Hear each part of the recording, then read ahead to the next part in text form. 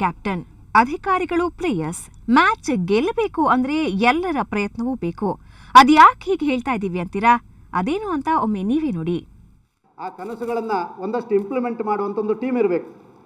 ಆ ಟೀಮಿನ ನಾನು ಕ್ಯಾಪ್ಟನ್ ಆಗಿರ್ಬೋದು, ನೀವೆಲ್ಲ ಒಳ್ಳೆ ಪ್ಲೇಯರ್ಸ್ ಆಗಿದ್ದರಲ್ಲಿ ಕೆಲಸ ಮಾಡಲೇಬೇಕಾಗುತ್ತೆ. ಯಾಕೆಂತೇಳಿ ನಾವು ನೋಡ್ತಾ ಇದ್ದೇವೆ, ಇವತ್ತು ನಮ್ಮ ಕ್ರಿಕೆಟ್ ಟೀಮನ್ನೇ ನೋಡಿದರೆ ಕೇವಲ ಒಬ್ಬ ಕ್ಯಾಪ್ಟನ್ ಎಲ್ಲವನ್ನು ಮಾಡಲಿಕ್ಕೆ ಆಗೋದಿಲ್ಲ.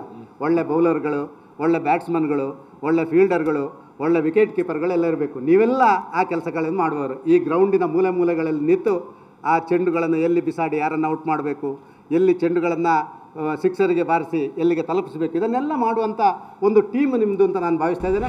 ಎಸ್, ಇದು ಸಿಎಂ ಸದಾನಂದ ಗೌಡರು ಅಧಿಕಾರಿಗಳ ಸಭೆಯಲ್ಲಿ ಹೇಳಿದ್ದ ಮಾತು. ನಾನು ಕ್ಯಾಪ್ಟನ್, ನೀವೆಲ್ಲ batsman, bowler, wicket keeper, fielder. ಹೀಗೆ ಕ್ರಿಕೆಟ್ ಟೀಮ್ಗೆ ತಮ್ಮ ಟೀಮನ್ನು ಹೋಲಿಸಿಕೊಂಡ ಡಿವಿಎಸ್ ಅದರಂತೆ ಒಳ್ಳೆ ಕೆಲಸಗಳನ್ನು ಮಾಡಬೇಕು ಅಂದರು. ಬೌಂಡರಿ, ಸಿಕ್ಸರ್ ಬಾರಿಸಬೇಕು, ಜೊತೆಗೆ ಔಟ್ ಕೂಡ ಮಾಡಬೇಕು ಅಂತ ಹೇಳಿದ್ರು.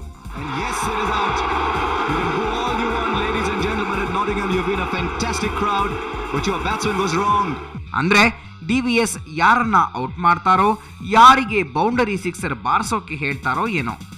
ಇವರ ಮಾತಿನ ಅರ್ಥ ಕಾಮಿಡಿಯಾಗಿ ಕಂಡ್ರು ಸದ್ಯದ ರಾಜಕೀಯ ಪರಿಸ್ಥಿತಿಯಲ್ಲಿ ಎಲ್ಲವೂ ನಿಗೂಢದ ಮಾತಂತೆ ಅನ್ಸುತ್ತೆ. ಅದೇನೇ ಇರಲಿ, ಗೌಡ್ರು ಬೆಸ್ಟ್ ಕ್ಯಾಪ್ಟನ್ ಆದ್ರೆ ಅಷ್ಟೇ ಸಾಕು. ಸುವರ್ಣ ನ್ಯೂಸ್ 24/7 ಬೆಂಗಳೂರು.